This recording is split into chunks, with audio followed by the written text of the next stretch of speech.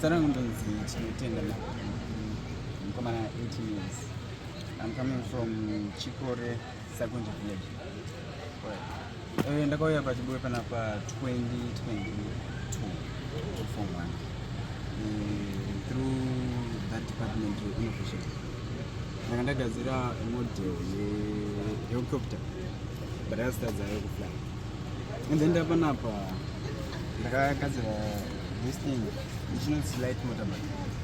Ndakagadzira last year 13. This thing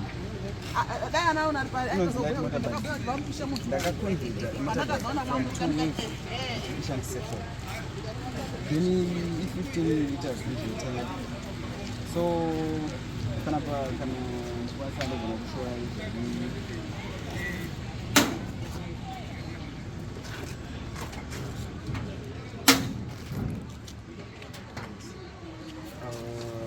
we shall set 12 volt battery. Then this is motorbike tank. Ndakashandisa suspension ye F18. Unenga uri pana pandisi? Ndakashandisa suspension ye F18. Ma wheels ndakashandisa ma size 4, size 13 Dendo. Right.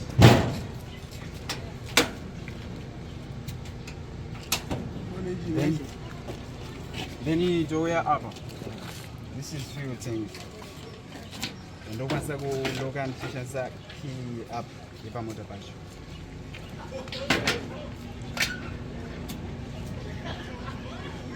Right. Uya pa engine. Type engine ndakashandisa something.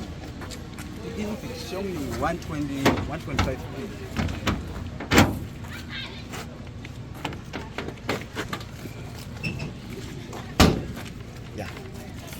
this engine ndakashandisa iri motorbike. Then ndaka apply my gear linkages anongochinja 1 up to 5. Then ndabva ndachinja acceleration yangu ndaisa kumakumbo, clutch and brakes zvese ndakazvisa kumakumbo. Then here is ignition zvese ndabva ndazviline up. So izvozvi wish yangu ndeyekuti ndakawana my equipments akakwana, materials akakwana. I can prove kugadzira something big and chine help for this thing. So I think ndo mufambisiro wandakazviita kusvika pakupedza nhasi. Saka material yaurikuda iweyo yaurikuti yakakwana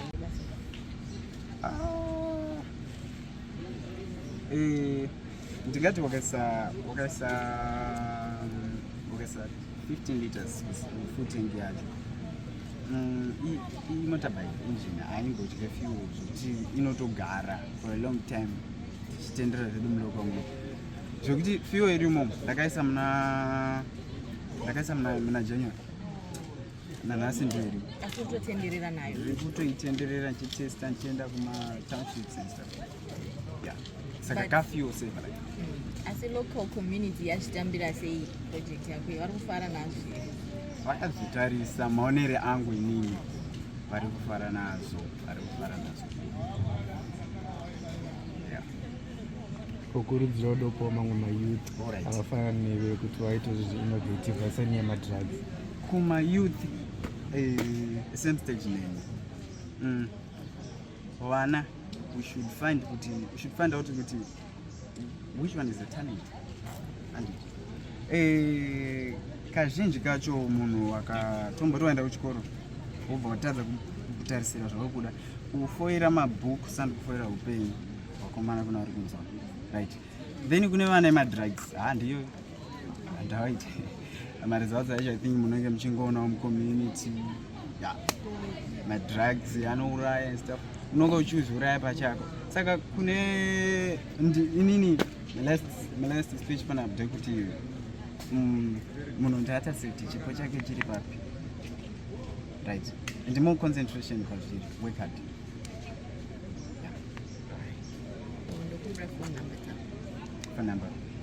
Phone number dzangu dzoti 0785 3158 96. After after 5 days sezvo ndikutaura kuti ndakawana zvinhu zvakakwana. Wawana material yakakwana? Ndawana material yakakwana. I don't know kuti ndingataura sei, but like nyaya iri apa ndeyekuti ndinenge ndichida kushanda kune car manufacturing industries, so ndakangowana zvinhu izvozvo zvinogona kuimprova zvekutoenda kumberi chacho. Yeah, ndakanyora form 4 last year, but maresults angu haana kubuda sezvo ndaitarisira. Ndakabuda ne 4 subjects pasina maths, saka ndanda kutotarisira ipapapo. Wakabuda nechi? Ndine science, FRS, woodwork neshona. Yeah. Saka iwo asi chakazokupa idea yekuti ndikandikadzi mota. Alright. Pachikoro panapa ndandiona problem yekuti vanhu vanga vachinetseka local transport cost yekuti pakarwara vanhu 2 vanosimudza mota inomwa 20 liters kuenda kuclinic kubva wadzoka. So idea yangu yanga iri kuassista local transport cost, then ndo pandakazofunga kuti ndikagadzira ichi 2-seater, then kumashure kunogarawo someone zvinogona kubatsira. Okay, so it's more like an ambulance. Yeah, seems like that. Yeah, that was the end.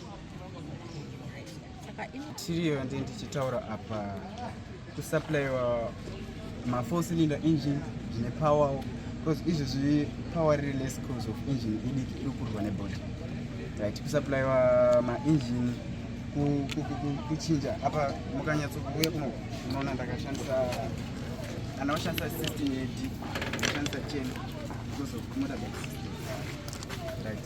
Saka tinoenda kusupplywa madifi, then quad bike engines ane gear rinongeja vese ichi achiri vese because motorbike. Yeah, and then panyaya dzekuassembla body think ndikaonawo material yakati yakafanana nalip machine, pillar drill. Yeah, almost car manufacturing industry materials ndiye expect kuti ndikwanise kuimprove this project igadzire zvinhu zvihombe. Hello everyone, my name is Tinotenda Victoria. I'm in Form 4. I do computers. What Mapipi did does encourage me a lot. It lifts us and it inspires me. It makes me feel like I can achieve a lot of things. I can do things that I want to do. So I hope he keeps on doing more things, he keeps on encouraging us, and he leads our school to greater heights, greater than. Hello everyone, my name is Tinotenda. I'm in Form 4. What Mapipi did really encourages us and it motivates us that I can achieve something. Anything I want to do, I can achieve, and I do agriculture. So I think Mapipi, what he did really encourages us, and we can do it.